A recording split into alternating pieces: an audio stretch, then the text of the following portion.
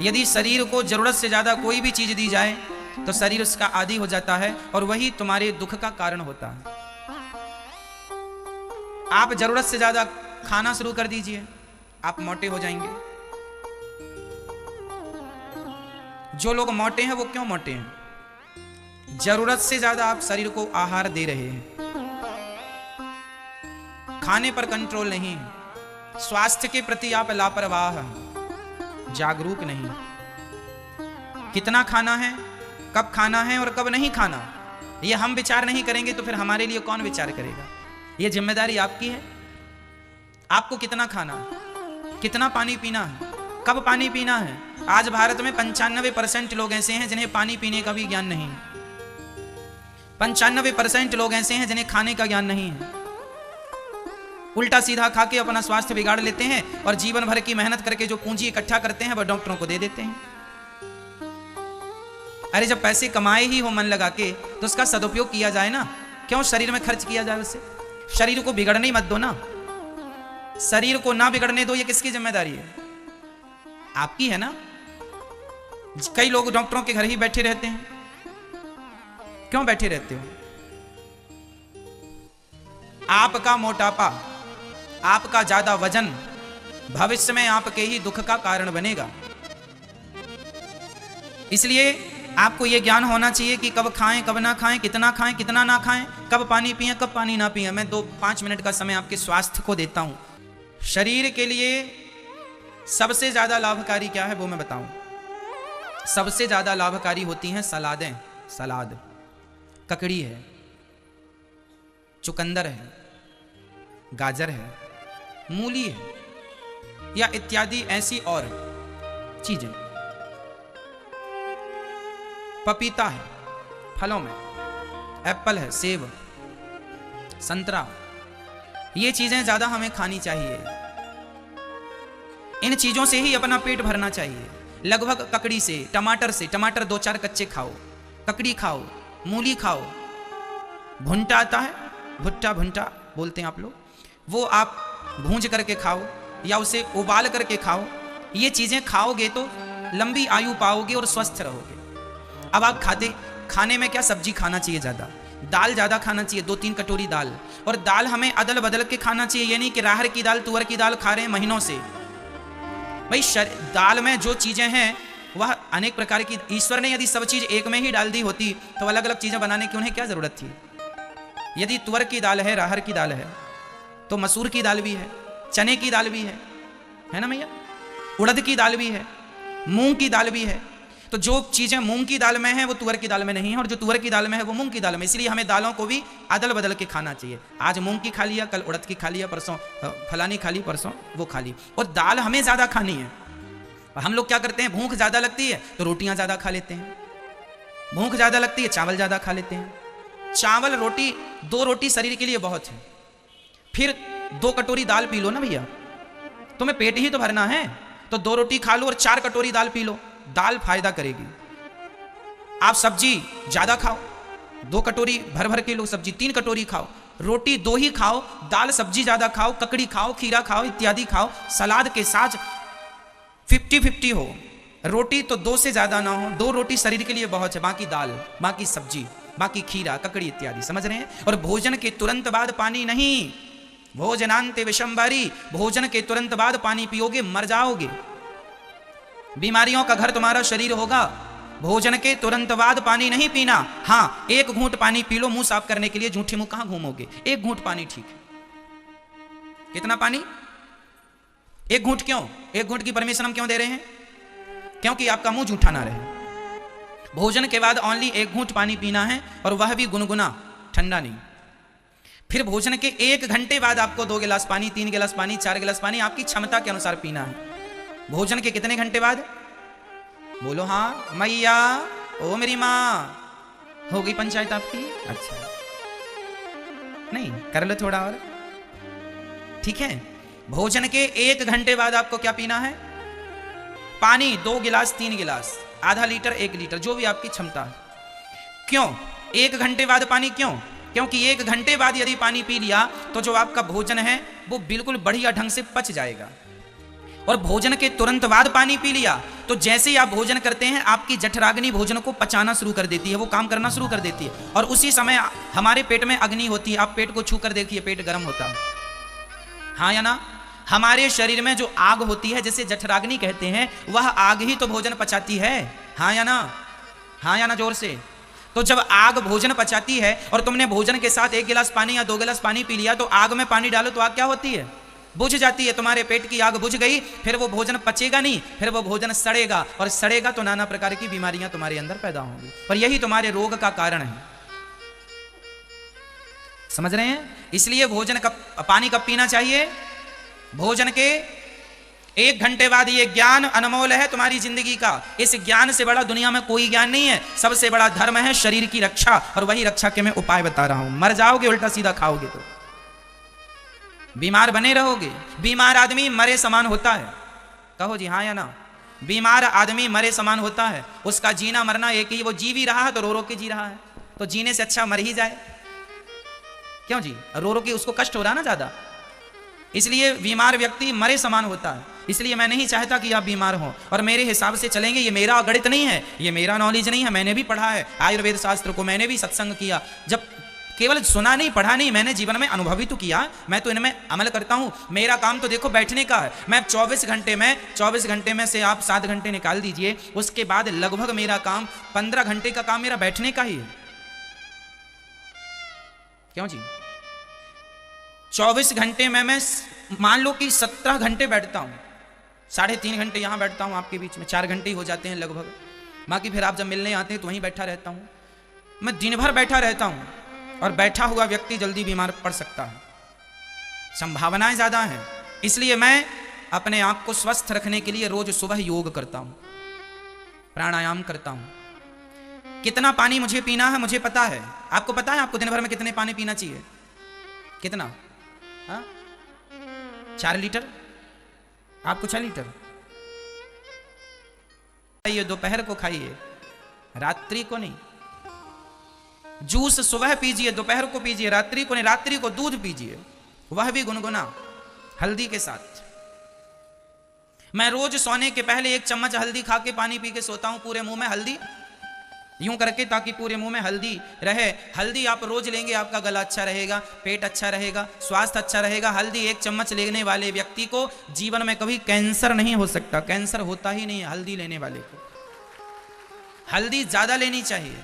हमारी दाल सब्जी में हम लोग हल्दी, आप लोग कहते हैं महाराज जी हल्दी वाला दूध ले लेते हैं। अरे हल्दी वाले दूध में भी आप कितनी हल्दी डालते हैं? जरा सी डालते होंगे, 2 चुटकी ना जी, इतने में काम नहीं होता। 1 चम्मच हल्दी, मैं तो वर्षों से ले रहा हूं हल्दी, तो मैं वर्षों से ले रहा हूं, वर्षों बीत गए, आपके सामने बैठा हूं प्रमाण। इसलिए हल्दी बहुत फायदा करती है, एंटीबायोटिक है ना।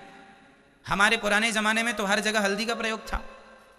इसलिए हल्दी 1 चम्मच रोज लेके, जो दाल में डालते ना हल्दी पिसी हुई, कच्ची खाओ और पानी पियो, फांक के सो जाओ, उत्तम। ना खांसी होगी ना सर्दी होगी, ना तुम्हें जुकाम होगा ना बुखार होगा। हमें देखा आपने, हमें कभी कभी जुकाम होता है, कभी कभी उससे भी बुला लेते हैं, आजा बेचारा कहां मर रहा उल्टा सीधी जगह, आजा। तो आपका स्वास्थ्य आपके हाथ में होना चाहिए। जब देखो तब बीमार पड़े हैं, जब देखो तब बीमार पड़े हैं। क्यों बीमार पड़े हो? खाना पीना तुम्हारा ठीक नहीं है। समझ रहे हैं मेरी माँ? आधा घंटा रोज सुबह व्यायाम एक्सरसाइज इत्यादि करेंगे, हाँ या ना? रोज करोगे ना? हाँ या ना? आधा घंटा रोज समय निकालो। आधा घंटा जल्दी उठो, आधा घंटा पहले उठ जाओ ना। तुम कहती हो हमें समय नहीं मिलता महाराज, तो तुम अपने सोने से कटौती करो ना, आधे घंटे की।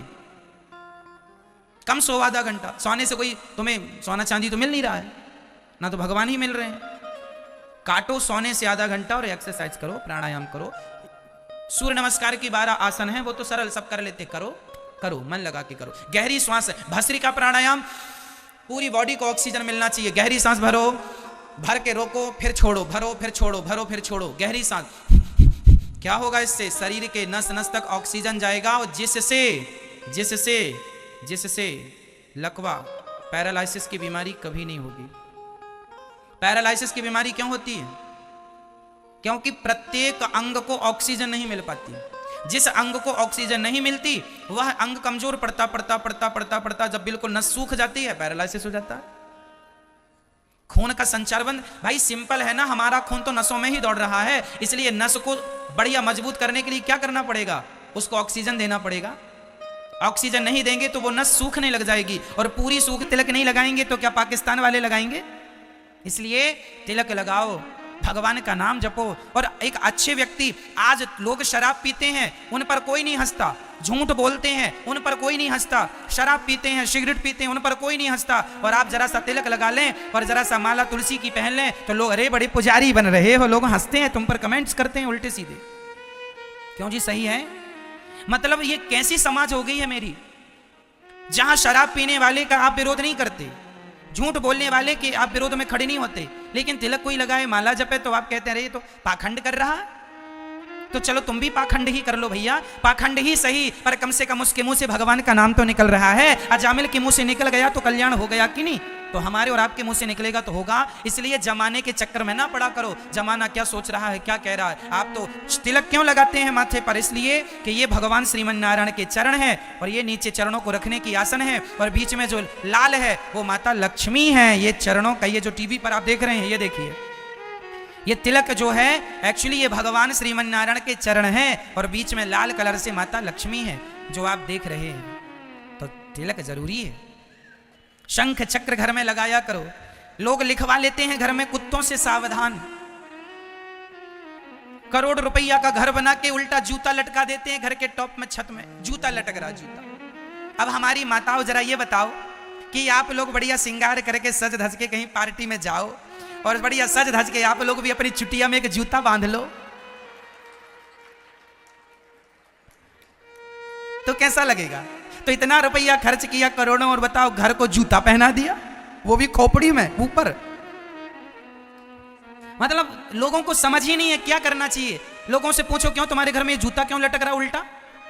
बस नहीं, सब लटकाए हैं तो हम भी लटकाए हैं, सब चूल्हे में जाए तो हम भी चले जाए चूल्हे में, लो सब कुआं में गिरे तो तुम भी कूद जाओ। मतलब भेड़ या धसान इनको कहते हैं। एक भेड़ कुआं में गिरा तो सारे भेड़ गिर गए ना। कौआ कान ले गया तो कौआ, अरे कौआ भैया कान दे जाओ, कौआ कान के लेके क्या कौआ, अरे भैया देख तो लो कौआ कान ले गया कि नहीं।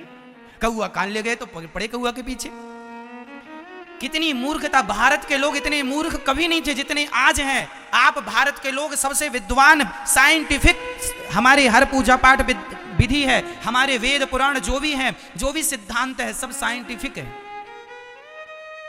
साइंस के आधार पर हर चीज है। लेकिन आप लोगों ने इसी को लोग पाखंड कहने लग गए हैं। अब घर पर जूता लटकाने का क्या अर्थ है भाई? फिर क्या लटकाएं महाराज? हम बता रहे हैं क्या लटकाओ। तुम अपनी चुटिया पर जूता नहीं लटकाती हो ना मैया? बोलो। तो तुम्हारा घर है, वो घर भी एक देवता होता है जिस पे हम लोग रहते हैं। घर ना वास्तु शास्त्र के अनुसार ना बनाया जाता है, वास्तु एक प्रकार का देवता होता है, और देवता का सिर होता है छत। भाई टॉप छत क्या है? सिर है। तो आपने किसी के सिर पर जूता लटका दिया तो ये सही नहीं है। क्या करना चाहिए महाराज जी? अरे भाई वास्तु का सिर तो ईशान में होता है, पर छत तो छत है ना, शीर्ष है, वहां पर ये ना हो। पाल जी होंगे, उन्हें स्पर्श कराना, और उसके बाद वो झंडा अपने घर पे, जैसे पूर्णिमा कल है शायद, क्यों मैया कल ही कल पूर्णिमा है, तो आप लोग आज ही झंडा बनवा लेना, छोटा सा जय श्रीमन नारायण लिखवा लेना। आप ही एक लेस खरीद लेना, लेस से ही सिल लेना जय श्रीमन नारायण या जय श्री कृष्ण। और कल पूर्णिमा है, कल अपने अपने घर के जूते उते सब निकाल फेंको, और बढ़िया भगवान का स्मरण करते हुए मंगल भवन अमंगल हारी द्रवंश दशरथ अजर बिहारी कहते हुए झंडा का ध्वजा रोहण करो। अपने घर के ऊपर झंडा लगाइए। हनुमान जी बने हो झंडे में तो और अच्छा है, बाजार में मिल जाएगा झंडा। और हर पूर्णिमा को झंडा बदला करो। जैसे झंडा पुराना हो गया ना, हर पूर्णिमा ना सही तो 2-4 पूर्णिमा बाद, क्यों जी? 2-4, जैसे कल तो अच्छी पूर्णिमा है ना, कल तो कौन सी पूर्णिमा है? माघी पूर्णिमा, माघ की पूर्णिमा। कल माघ का महीना पूरा हो रहा है, तो कल बहुत अच्छा दिन है। आप लोग अपने घर में ध्वजारोहण जरूर कीजिएगा। आप लोग जो यहाँ लोग हैं ना, अपने अपने घर पे फोन लगा के बोल देना बेटा कल घर में ध्वजारोहण करना है, ठीक है? और जूता उता सब निकाल के फेंक देना, दोबारा ना टांगना, नजर कभी नहीं लगेगी। और तुम्हारे घर की रक्षा जूता क्या करेगा? हनुमान जी करेंगे चारों तरफ से आपके घर की रक्षा। तो हनुमान जी, तो ये हो गया ऊपर। अब आपका जो फ्रंट द्वार है वहां पर क्या होना चाहिए वो सुनाता हूं, सुनो। जो आपका मेन द्वार है ना, जिससे आप लोग आते जाते हैं, एंट्री होती है ना, वास्तु के अनुसार यदि किसी के द्वार पर शंख और चक्र लगा, जैसे कि ये रखे सामने, ये देखो ये शंख और चक्र और बीच में तिलक, सेम यही चीज जो है ना आपको गूगल से मिल जाएगी तस्वीर, इमेज, या यहां से खींच लो फोटो, और फिर यही आप लोग ना स्टील के, पीतल के, ब्रास के बनवा लो, शंख चक्र और तिलक, ऐसे ऐसे बनवा लीजिए। इस तरफ चक्र है, बीच में तिलक है, इस तरफ शंख है। ऐसे बनवा के जो आपका मेन द्वार है, जहां से आप लोग प्रवेश करते हैं अपने घर में, तो द्वार के ऊपर आप लोग इसे लगवा दीजिएगा। क्या लगवाना है? शंख और चक्र। भगवान श्रीमन नारायण के भुजाओं में क्या रहते हैं? शंख और, हाँ या ना, शंख चक्र रहते हैं। तो शंख चक्र, चक्र जो होता है ना, वो सभी दुश्मनों को मारने वाला होता है, दुश्मन भयभीत होते हैं चक्र से। उसी प्रकार आपके घर के द्वार पर चक्र और शंख होगा तो आपके घर पर कभी भी नेगेटिविटी, नकारात्मकता कभी प्रवेश नहीं करेगी, क्योंकि आपके घर की रक्षा स्वयं सुदर्शन भगवान करेंगे। सुदर्शन भगवान को आपने के माँ बाप कहता नहीं मैं ही जा रहा हूं दुकान, तू घर बैठ। अब वो घर में बैठा मोबाइल चला रहा है, मोबाइल चलाते चलाते किसी छोरी के चक्कर में पड़ गया। अब बाप कमा कमा के दे रहा है, वो सुरा सुंदरी में पड़ गया। अरे बच्चों को काम पर नहीं लगाओगे तो खाली दिमाग शैतान का, यदि व्यस्त हैं तो वो व्यस्त रहेंगे, अच्छा होगा, और फ्री हैं तो उनका दिमाग गलत जगह पर जाएगा, वो गलत होंगे, फिर मत रोइएगा कि बच्चा गलत हो गया। क्यों आपने जिम्मेदारी नहीं दी? हम तो जब 17 साल के थे तब हमारे ऊपर जिम्मेदारी आ गई थी। 17 वर्ष की उम्र में, जब हम 17 वर्ष के थे, हमें अपना पढ़ना भी था और पढ़ करके पैसा कमाना भी था और कमा करके घर देना था, क्योंकि घर में इतनी गरीबी थी कि भरपेट भोजन नहीं मिलता था। हम बचपन में भीख मांगा करते थे, जब भीख मांग के लाते थे तब घर में रोटी बनती थी, भीख ना मांगते तो घर में रोटी नहीं बनती। इस स्थिति से हम गुजरे हैं। गांव में भीख मांगते थे हम, गांव में घर घर जाकर के, यदि ना मांगते तो भूखे रहते, मांगना मजबूरी थी। उस स्थिति से गुजरते गुजरते गुजरते गुजरते कर्म नहीं छोड़ा, भगवान के आश्रित रहे हैं। जीवन में कभी हार नहीं मानी, जीवन में कभी पलट कर देखा नहीं, कभी हमने ये नहीं कहा कि हम ये नहीं कर पाएंगे। इस धरती में जितना कठिन काम हो आप वो हमें दे दीजिए, हम उसे करके दिखाएंगे। जो आपसे ना हो वो हम करके दिखा सकते हैं, क्योंकि हमारी डिक्शनरी में ना नहीं है। हमने अपनी डिक्शनरी से ना शब्द हटा दिया, हमसे नहीं हो पाएगा, हम ऐसा कभी नहीं कहते। हम सब कुछ कर सकते हैं, हमारी इच्छा शक्ति है तो हम सब कुछ क्या नहीं कर सकते? हम सब कर सकते हैं।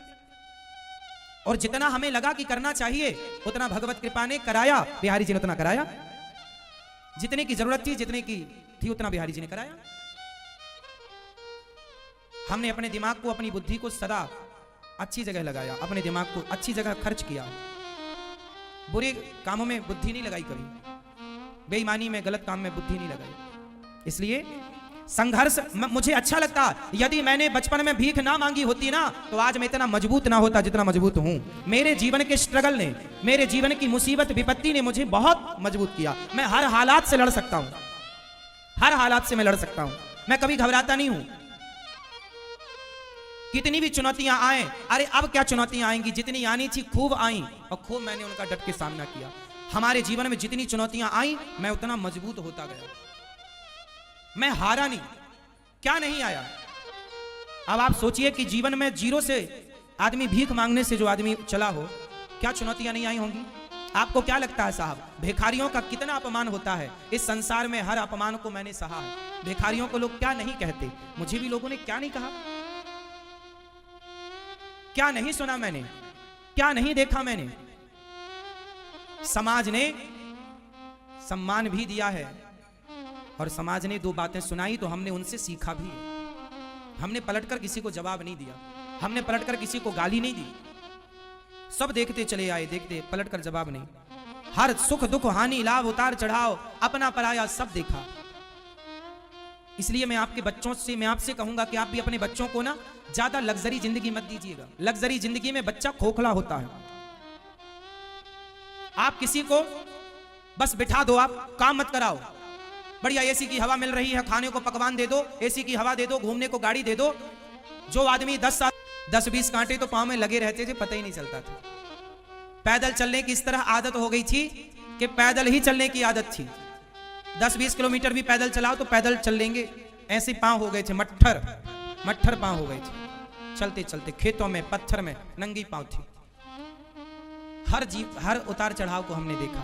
एक पक्षी होता है, वो बाज उसको कहते हैं, बाज। बाज की जो मादा होती है ना, माँ, जब बाज की मादा बच्चों को, जब वो गर्भवती होती है और उसे जब पता लग जाता है कि मेरे बच्चे होने वाले हैं, तो बहुत ऊंचे पेड़ पर जाकर के वो घोंसला बनाती है। तो वो घोंसला कैसे बनाती है? नीचे वो कांटे रखती है, बबूल के कांटे, मतलब बड़े कांटे का संग्रह करती है। बाज की मादा कांटे रखती है और कांटे के ऊपर थोड़ी सी घास ला के डाल देती है। उस घोंसले में फिर अपने बच्चों को जन्म देती है और जब उसके बच्चे से अंडे देती है, फिर अंडों से जब बच्चे निकल आते हैं, बच्चे थोड़ा 10 दिन के 20 दिन के हो जाते हैं, तो वो क्या करती है? अपनी चोंच से पकड़ पकड़ के सारी घास हटा देती है। और जब बचते हैं कांटे, अब क्या बचे? कांटे बचे। तो कांटे में उसके बच्चे ना यहां वहां भागते हैं और बार बार चुभते हैं उसके बच्चे को कांटे। किसी ने पूछा बाज से, क्यों री मादा, क्यों? बाज की मादा मतलब क्यों? तूने ये क्यों इतना कष्ट दिया अपने बच्चों को? ये ज्यादा घास और क्यों नहीं रखती? बच्चों को थोड़ा सुख मिलेगा। बाज की मादा बोली, ना, मैं अपने बच्चों को सुखी नहीं करना चाहती। यदि ये आज सुखी हो जाएंगे तो भविष्य में रोएंगे, इसलिए मैं कांटों के घोंसले में इनको पालती हूं, ताकि अभी से इनको कांटा चुभेगा तो दर्द को अभी से बर्दाश्त करने की क्षमता पैदा होगी, मजबूत बनेंगे। क्योंकि इस धरती का सबसे खतरनाक श्रेष्ठ पक्षी है बाज। श्रेष्ठ पक्षी की मां है बाज की मादा, और उसके बच्चे क्या बनेंगे? बाज जब शिकार करता है ना, तो बड़े बड़े जानवरों को भी पकड़ के उड़ जाता है, इतना बड़ा होता है बाज। जानवर फड़फड़ाता है वजन के कारण, वो बाज को भी नीचे गिरा लेता है।